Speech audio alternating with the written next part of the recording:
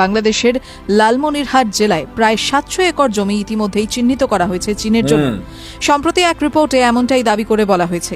এই খবরে দুশ্চিন্তা বেড়েছে নয়াদিল্লির, কারণ চীনা সেনা একবার বাংলাদেশের বুকে তাদের সেনা ঘাঁটি বানিয়ে ফেললে সেটা ভারতের অভ্যন্তরীণ নিরাপত্তার জন্য বড়সড় হুমকি। চিন্তা বাড়বে শিলিগুড়ি করিডোর নিয়েও, যা চিকেন স্নেক বলে পরিচিত। একসঙ্গে 70টিরও বেশি যুদ্ধবিমান এখান থেকে উঠতে ও নামতে পারে। दोस्तों, इंडियन मीडिया कंफर्म कर रहा है कि ऑफिशियली अब जो लालमोनीहाट एयरबेस है वो अब चाइना और पाकिस्तान मिलकर बनाने जा रहे हैं और वो बिल्कुल चिकन नेक शिलिगुड़ी कॉरिडोर के पास है। ये इंडिया के लिए खतरा है। और आपको ये भी बताएं कि जो ये एयरबेस दोस्तों बनने जा रहा है विमान घाटी, तो इसके ऊपर 70-72 के करीब जो फाइटर जेट हैं, एयरक्राफ्ट हैं, 70 के करीब एट अ टाइम वो लैंड भी कर सकते हैं, वो परवाज भी भर सकते हैं। और फिर इसके साथ साथ बताया ये जा रहा है कि 1000 एकड़ जो जमीन है उसके ऊपर इस विमान घाटी को, इस एयरफोर्स के एयरबेस को बनाया जा रहा है, जिससे इंडिया थर थर कांप रहा है। अस्सलामु अलैकुम दोस्तों, আমি এহসান খান আর আপনারা দেখছেন এহসান খান यूट्यूब चैनल। आशा करें আপনারা সবাই ভালো আছেন। दोस्तों, बहुत ही इंपॉर्टेंट वीडियो है। आपको बताएं कि जो लालमोनीहाट एयरबेस है ये अब बांग्लादेश में फाइनली इंडियन मीडिया इसको कंफर्म कर रहा है कि भाई बनने जा रहा है, चाइना बना रहा है, सब कॉन्ट्रैक्टर के तौर पर इसमें पाकिस्तान भी काम करेगा और ये बिल्कुल चिकन नेक के पास है। जो सिक्योरिटी कंसर्न है भारत के लिए, भारत डरा भी हुआ है, उसने अपनी आर्मी वहां पर डिप्लॉय कर दी है कि भाई पता नहीं क्या होने जा रहा है इधर। लेकिन इसकी खास बात ये है कि भाई इसमें 70 से 72 जो फाइटर जेट हैं, एयरक्राफ्ट हैं दोस्तों, वो एक टाइम में ही वो प्रवास पकड़ सकते हैं और वो लैंड भी कर सकते हैं। यानी इतना बड़ा ये जो साउथ एशिया का दूसरा कह रहे हैं कि ये एयरफोर्स का जो एयरबेस है, विमान घाटी है दोस्तों, वो ये बनने जा रही है। 1000 एकड़ जो ज़मीन है, 700 के ऊपर इसको रनवे वगैरह इसको बनाया जाएगा जो ऑपरेशनल होगा, लेकिन 1000 एकड़ ज़मीन इसके वो कह रहे हैं कि इसके अंदर आएगी। तो मैं समझता हूँ कि ये जो बांग्लादेश बना रहा है इससे बांग्लादेश को बहुत ज़्यादा दोस्तों फ़ायदा भी होने जा रहा है, जिसकी वजह से ज़ाहिरी बात है जो इंडिया है वो काफ़ी उसको इसके ऊपर सिक्योरिटी कंसर्न है, जिसकी वजह से उसने अपनी चिकन नेक शिलिगुड़ी कॉरिडोर वाली साइड पर अपनी आर्मी और फिर जो टैंक्स हैं, इसी तरह जो फाइटर जेट हैं वो वहाँ पर डिप्लॉय कर दिए हैं। इसी के ऊपर एक TV9 बंगला की एक रिपोर्ट है दोस्तों, वो देखेंगे। मेरे पास व्हाट्सएप आई, मैंने कहा क्यों ना आपके साथ भी शेयर की जाए। बहुत अच्छी वीडियो लग रही है मुझे, आप भी देखिएगा, आखिर तक इसको देखिएगा, फिर हम इसके ऊपर बात भी करेंगे। 3, 2, 1 एंड क्यों। চীনা বায়ুসেনাকে নয়া বিমান ঘাঁটি তৈরির জন্য জমি দিচ্ছে বাংলাদেশ। বাংলাদেশের লালমনিরহাট জেলায় প্রায় ৭০০ একর জমি ইতিমধ্যেই চিহ্নিত করা হয়েছে চীনের জন্য। সম্প্রতি এক রিপোর্টে এমনটাই দাবি করে বলা হয়েছে। এই খবরে দুশ্চিন্তা বেড়েছে নয়াদিল্লির, কারণ চীনা সেনা একবার বাংলাদেশের বুকে তাদের সেনা ঘাঁটি বানিয়ে ফেললে সেটা ভারতের অভ্যন্তরীণ নিরাপত্তার জন্য বড়সড় হুমকি। চিন্তা বাড়বে শিলিগুড়ি করিডোর নিয়েও, যা চিকেন স্নেক বলে পরিচিত। ভারত ও তার উত্তর পূর্বের রাজ্যগুলির মধ্যে যোগাযোগের একমাত্র মাধ্যম ৬০ কিলোমিটার লম্বা ও ২২ কিলোমিটার চওড়া এই চিকেন স্নেক। নেপাল, ভুটান, বাংলাদেশ ও চীনের কাছাকাছি হওয়ায় ভারতের জন্য চিকেন স্নেকের অবস্থানগত গুরুত্ব অত্যন্ত বেশি। রিপোর্টের দাবি, চিকেন স্নেকের খুব কাছে এই বিমান ঘাঁটি নির্মিত হতে চলেছে। একসঙ্গে 70টিরও বেশি যুদ্ধবিমান এখান থেকে উঠতে ও নামতে পারবে। এখানে 3টি মূল বিভাগ থাকবে, একটি কমব্যাট অপারেশন, একটি রক্ষণাবেক্ষণ ও মেরামতির জন্য, আরেকটি গবেষণামূলক কাজ চালাবে। চীনা প্রেসিডেন্ট জি জিনপিং এর সঙ্গে প্রাথমিক বৈঠকেই নাকি এই বিমান ঘাঁটির পরিকল্পনা চূড়ান্ত করে ফেলেছেন বাংলাদেশের অন্তর্বর্তী সরকারের প্রধান উপদেষ্টা মোহাম্মদ ইউনূস। যদিও এই দাবি সপক্ষে কোনো নথি ওই প্রতিবেদনে প্রকাশিত হয়নি। দুই রাষ্ট্রপ্রধানের সাম্প্রতিক সাক্ষাতে যে এই নিয়ে কোনো কথা হয়েছে তারও কোনো প্রামাণ্য নথি কেউ দেখতে পারেনি।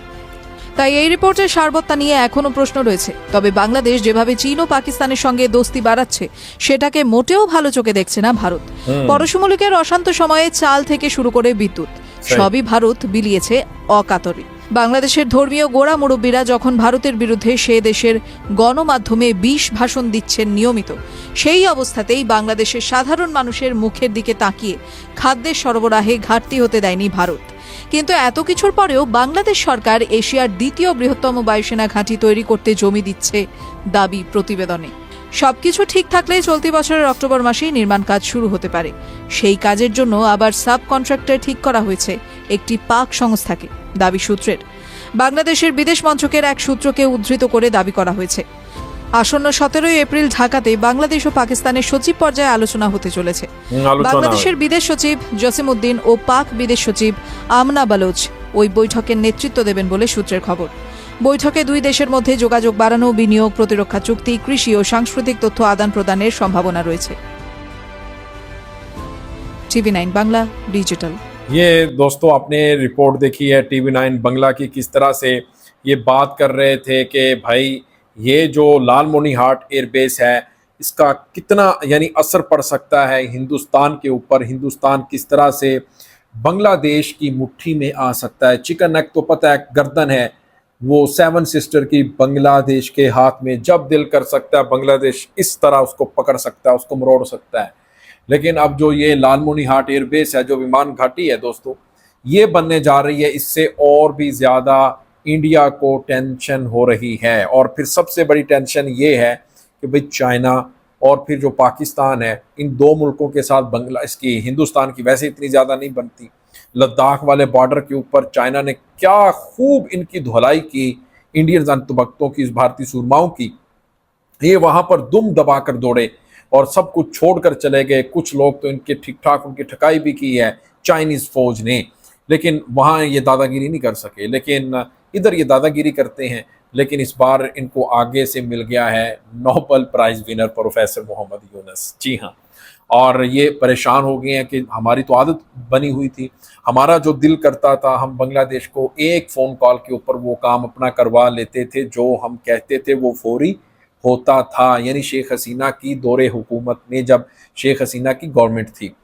लेकिन अब वो बड़े परेशान हैं कि इसके सब कुछ उलट हो रहा है, बरक्स हो रहा है कि हम जो चाहते हैं वैसा नहीं हो रहा। हमने तमाम कोशिशें यानी हिंदुस्तान ने कर ली हैं जब से शेख हसीना की हुकूमत गई है और इंटर्म गवर्नमेंट आई है प्रोफेसर मोहम्मद यूनुस के जो चीफ एडवाइज़र हैं, तब से जो मोदी है एक के बाद दूसरा, तीसरा, चौथा, 5वां कार्ड खेल रहा है, यानी साजिश कर रहा है, नाकाम करने की कोशिश कर रहा है प्रोफेसर मोहम्मद यूनुस की हुकूमत को। लेकिन वो तमाम जितने भी खेल खेल रहा है उसमें नाकामी हुई है हिंदुस्तान को और फतह हुई है बांग्लादेश को। लेकिन वो अब ये भी कह रहे हैं कि इसने जो ट्रांसशिपमेंट वाली जो खच मारी है, ये जो कैंसिल की है फैसिलिटी बांग्लादेश की ट्रांसशिपमेंट की, इसमें भी वो कह रहे हैं कि हिंदुस्तान को ही उल्टा नुकसान हो रहा है, क्योंकि हिंदुस्तान बताया ये जा रहा है कि बहुत ज़्यादा खसारा है, नुकसान है, जिसकी वजह से उनके जो लोग हैं वो मोदी हुकूमत के ख़िलाफ़ एहतजाज कर रहे हैं।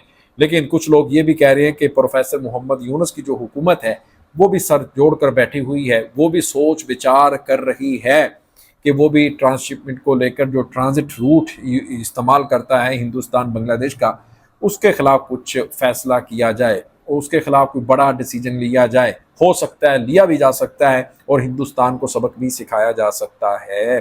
दोस्तों आपका क्या कहना है इस वीडियो के बारे में बताइएगा कमेंट सेक्शन में। अगर वीडियो अच्छी लगी हो तो चैनल को सब्सक्राइब करना नहीं भूलना और बेल आइकन भी प्रेस कर दें। नेक्स्ट वीडियो में आपके साथ इंशाल्लाह एक बार फिर मुलाकात होगी। तब तक के लिए अपना और अपने इस चैनल का बहुत ज़्यादा ख्याल रखिएगा। अल्लाह हाफिज़।